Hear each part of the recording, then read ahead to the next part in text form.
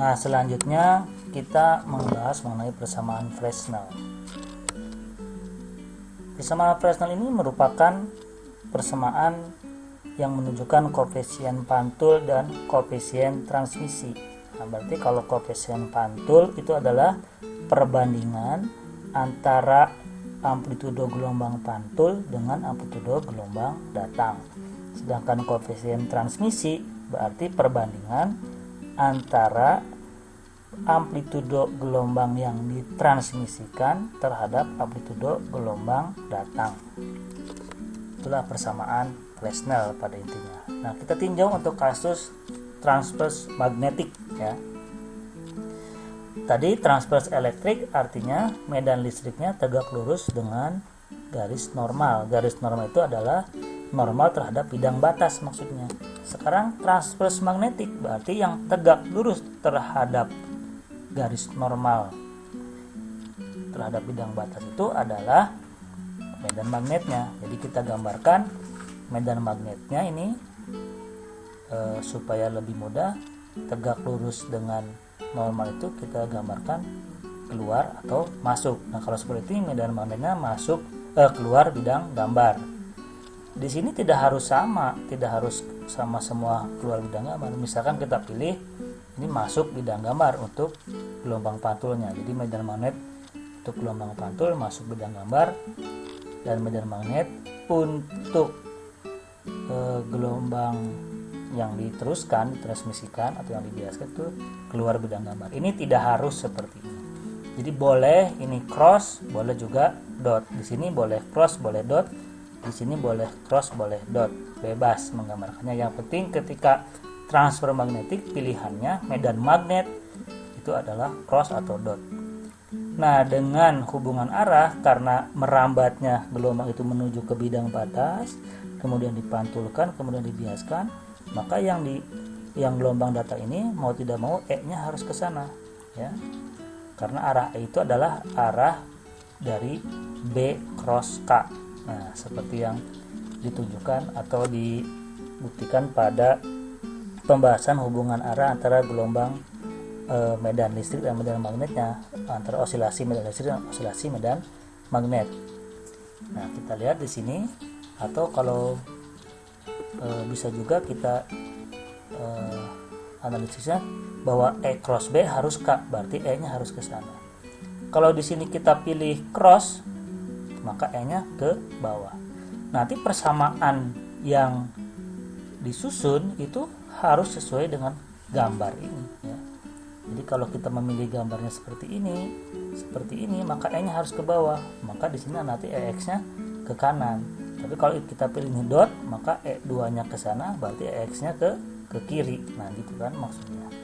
Jadi ini gambar ini penting, akan mempengaruhi persamaan yang dibentuk nantinya ya, atau yang disusun. Ini medium 1, medium 2. Nah, dari gambar itu, maka dengan memasukkan syarat batas di Y sama dengan 0, maka ini E1X gitu ya, plus E2X sama dengan E3X. Sementara kalau untuk medan magnetnya ini B1, misalkan yang keluar itu positif, nanti B1 ketika di sini kan kita anggap keluar, B2 masuk ke sana berarti dikurangi, B3-nya keluar, jadi sama dengan plus B. Nah, jadi untuk medan listrik tadi E1X plus E2X sama dengan E3X. Seandainya kita menggambarkan di sini B2-nya keluar bidang gambar, maka E2-nya kan ke sini. Berarti E2X-nya itu ke kiri. Jadi di sini persamaannya harus E1X min E2X ya. Nah, sama dengan E3X. Begitu juga kalau ini dibalik, maka tanda-tanda ini pasti akan berbalik. Kemudian dengan memasukkan E1X itu adalah E1 cos alfa 1, E2X adalah E2 cos alfa 2. Tadi sudah dibuktikan dalam hukum Stanlius bahwa alfa 1 sama dengan alfa 2, sudut sinar datang sama dengan sudut sinar pantul. Jadi kita tulis saja sama-sama alfa, sehingga ini sama-sama cos alfa, sehingga E1 plus E2 cos alfa sama dengan E3 cos misalkan alfa 3 nya kita beri nama theta atau sudut sinar bias.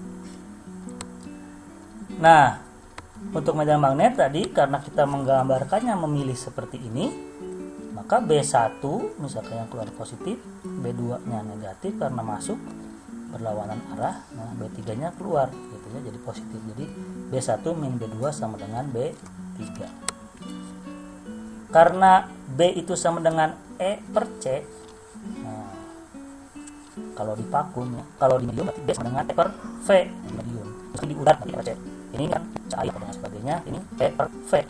Maka kita bisa tuliskan ini untuk medium 1. Nah, misalkan kita pakai V1, berarti ini B1 adalah E1 per V1. Kemudian B2 berarti E2 per V. Nah, V-nya V medium 1 juga karena ini kan ada di medium 1. Berarti ini B2 itu adalah E2 per V1, sehingga bisa ditulis 1 per V1 kali E1 min E2.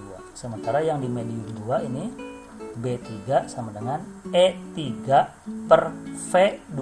V2 itu cepat terlambat pada medium 2. Jadi seperti ini.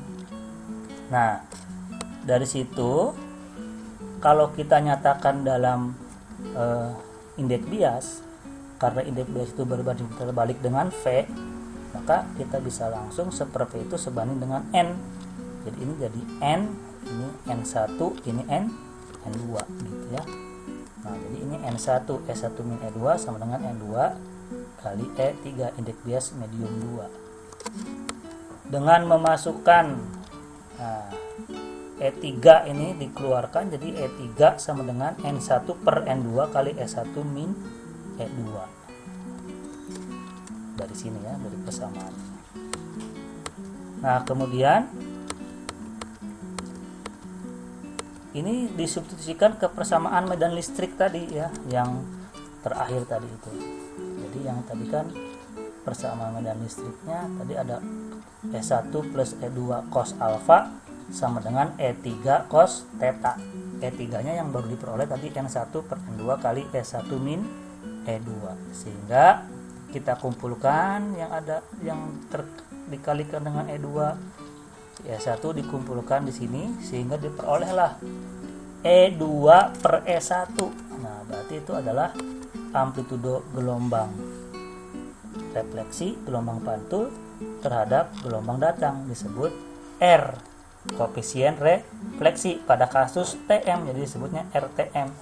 Jadi E2 per E1 sama dengan yang dalam kurung sebelah kanan dibagi yang dalam kurung sebelah kiri ini ya, sehingga hasilnya seperti ini.